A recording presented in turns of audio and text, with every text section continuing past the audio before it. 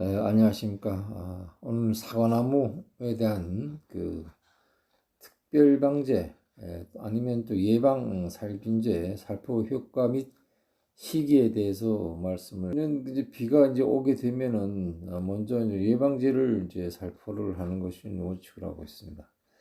그럼 어떤 예방제가 먼저 쳐야 되는지 이 예방제도 굉장히 많거든요. 보르도도 예방제고 네오보르도도 소큐보르도 안트라콜, 델란, 캡탄, 다코닐, 다이레셈 이렇게 된 것들이 모두 그 예방제에 해당됩니다. 그러면은 여기서 이제 보르덱은 언제 살포하느냐? 보르덱은 우리 동지로 나왔을 때는 이제 그 3월 전까지 다시 말해서 전역기 정도에서 살포를 하게 되겠습니다.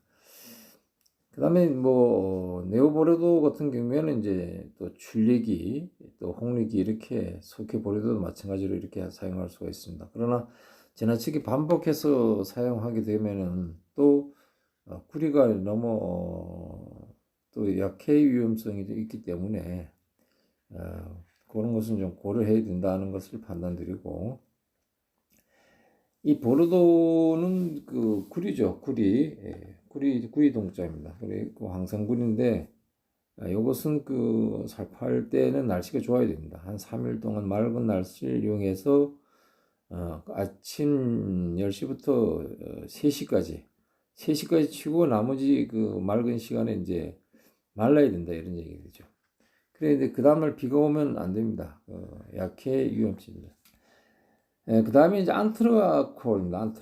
안트라콜도 이제 예방제죠. 예방제는 그게 없다는 거죠. 다시 말해서 저항성이 없어요. 저항성. 그래서 안트라콜은 이제 갈색문익병에는 이제 강합니다. 그래서 이거는 생육 초기에 사용하는 것이 좋습니다. 그러니까 6월 이전에는 사실 사용할 때 갈반병을 비가 온다든가 할 때는 안트라콜을 사용하는 것이 좋겠다 이렇게 말씀을 드리겠습니다. 그 다음에 델란입니다. 델란도 역시 그 갈색무늬병에 강합니다. 좋고, 델란은 합제 불가합니다. 다른 어느 약제와도 혼합하지 않는 것이 좋습니다. 물과만 혼합하려 해서 살포를 하고, 이런 것은 델란 같은 경우에는 이제 살포 후에도 비가 온다고 해도 내구성이 더 강하고, 또 새로 나무에 붙어 있던 것들이 다시 이렇게 분산하는 효과를 나타냅니다. 그렇기 때문에 이것은 다른 약제를 사용하지 않는다는 건 좋다는 말씀을 드립니다. 그 다음에는 이제 캡탄입니다. 캡탄은 이제 탄저병에 감합니다. 탄저병, 갈색문해병에는 이제 약하고, 그 다음에 다코닐도 역시 탄저병에 강하고 갈색문해병에는 약합니다. 그 다음에 이제 그 다이센 45는 갈색무늬병, 곁무늬 썩은병, 전무늬 나기병, 탄저병 이 모두의 병에 다 이제 해당되는 것이고 6월 상순 이후에 이제 사용하는 것은 이제 원칙으로 되어 있습니다. 그러나 이 전무늬 나기병은 꽃 피기 전 또는 꽃이 진 후에 한 10일부터 약제에 살포하는 것이 좋겠다 이렇게 말씀을 드립니다. 그 다음에 이 병에 대해서 조금 말씀드리면 갈색무늬병은 그 전년도 발생엽에서 포자가 형성되어서 4월 상순경 비가 오면서 바람이 불면 포자가 비산하여 1차적으로 과충엽에 전염하게 됩니다.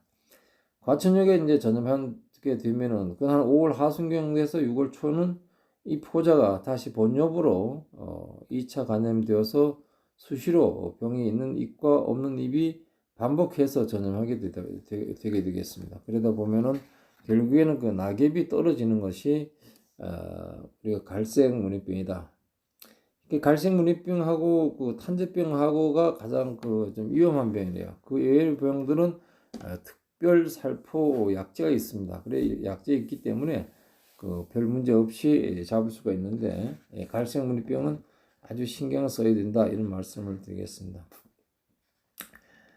그 다음에 이제 그 탄저병에 대해서 좀 말씀드리면 탄저병은 이제 월등균사가 사과나무, 포도나무, 뭐 호도나무 이런데 포자가 형성되어 있다가 1차적으로 5월 하순경 또 6월 상순경 차에 그 어린 과일 또 그 나중에 큰 과일에 이제 전염됩니다. 그러니까 이 시기에 발생된다는 점을 기억해야 됩니다. 그래서 우리가 약재를 사용할 때 6월 초순부터는 5월 하순이니까 5월 하순 1차 전염되다 보니까 그 5월 달부터 탄저병에 대한 약재를 우리가 생각해야 된다.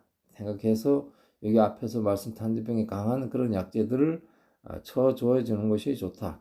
이게 지금 예방제이기 때문에 그 저항력이 없어요. 그러니까 우리가 침투 이행성이라든가 침투성 이런 약재들은 그 많이 쓰게 되면은 단 1년에 한 번 정도 쓰고 또는 이제 단순 혼합해서 쓸 경우에는 이제 한 번 더 쓰고 이런 경우가 있습니다. 그러나 이것은 뭐 살포를 하게 되면은 잎에 묻었다가 비가 오면 또 씻게 내려가고 또 이런 과정이 있기 때문에 크게 문제가 없다 이렇게 말씀드려요. 저항성이 없기 때문에 이런 약재들은 비가 온다고 하면은 뭐 내일 비가 온다고 하면은 약천지가 한 5일이 지나지 않았다고 하면은 뭐 괜찮지만은 한 6일 정도 지났다고 하면은 약을 다시 또 쳐줘야 된다 이렇게 말씀드리겠습니다. 그래서 이제 탄저병은 이제 6월 뭐 이제 5월 말 정도 돼 시작된다고 아카시아 나무를 보면은 노란 잎이 이렇게 떨어져 있어요. 그때는 이미 그 주위에 이제 탄저병이 왔다는 의미가 되겠습니다. 그래서 우리가 과일을 보면 이제 정지형 병반이 있습니다. 그런 정지형 병반이 검은 점이죠. 검은 점이 딱 정지해 있는 그런 범이 있는데 이것은 벌써 이미 그 간염이 되었다는 거죠. 그래서 이제 이러한 정지형이 보이면은 그 이전에 벌써 상당한 시간이 걸렸다는 겁니다. 그리고 한 20일, 30일, 6월 하순 정도 돼서 걸렸다고 하면 20일 내지 50일 전에 이미 걸렸고 7월 달에 감염됐다면 15일 전이나 30일 전, 그러니까 6월 달. 그러니까 역시 이제 5월 달부터 감염된다는 것을 우리가 이제 기억을 하면 되겠다 이런 말씀입니다. 그래서 이 어린 과일이 이제 정지형 병반에 이렇게 포자가 형성되어 있다가 그것이 또 다시 다른 2차 전염원인 그 과실로 이제 수시로 반복되어 가지고 결국 시간이 되면은 부패됩니다. 썩죠. 끊어서 보면은 이제 V자 모양으로 되는 것이 바로 탄저병입니다. 견물이 썩은 병과 조금 차이가 있어요. 견물이 썩은 병은 끊어봤을 때 안 부분이 그냥 지 맘대로 되어 있는데 이것은 이게 V자 모양으로 됐다는 것입니다. 탄저병은 이제 특별 살포하려면 이제 캡탄, 아까 위에서 얘기했던 다코닐, 포리람 이렇게 돼 있어요. 이 약재를 이제 우리가 이용해서 우리가 이 병 예방을 꼭 해야 되겠다 이런 말씀드립니다. 이것이 제일 중요해요. 저 보니까 우리가 방제력에 있는 약은 그대로 치면 되지만은 방제력에 없는 약, 비가 갑작스레 너무 많이 온다든가 하면은 쳐주고 또 비가 많이 뭐 한 3, 4일 정도 왔다 이거죠. 그러니까 이게 예방약을 쳐주는데 불구하고 왔는데 그 다음에 끝나는 시점에서 어떻게 할 것이냐. 그때는 침투 유행성보다는 이제 침투성 약제 아니면 그 방제력에 돌아오는 약제하고 예방제하고 같이 이렇게 혼용해서 예방제와 침투 유행성이나 침투성과는 이제 혼용이 가능합니다. 그래서 그 기간에는 이렇게 혼합해서 살포를 하게 되면은 이 갈색무늬병, 갈반병에 대해서는 이겨낼 수 있고 또 역시 그 탄저병에 대해서도 이겨낼 수 있다 이렇게 말씀드리겠습니다.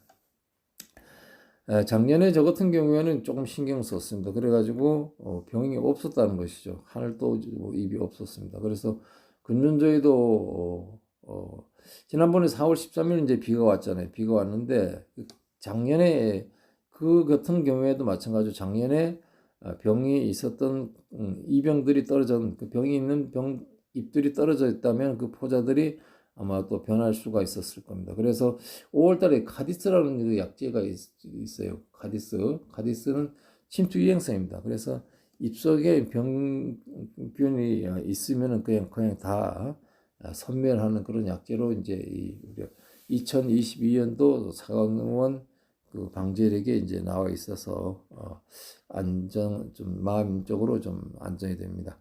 오늘은 이제 여기까지만 하겠습니다. 감사합니다.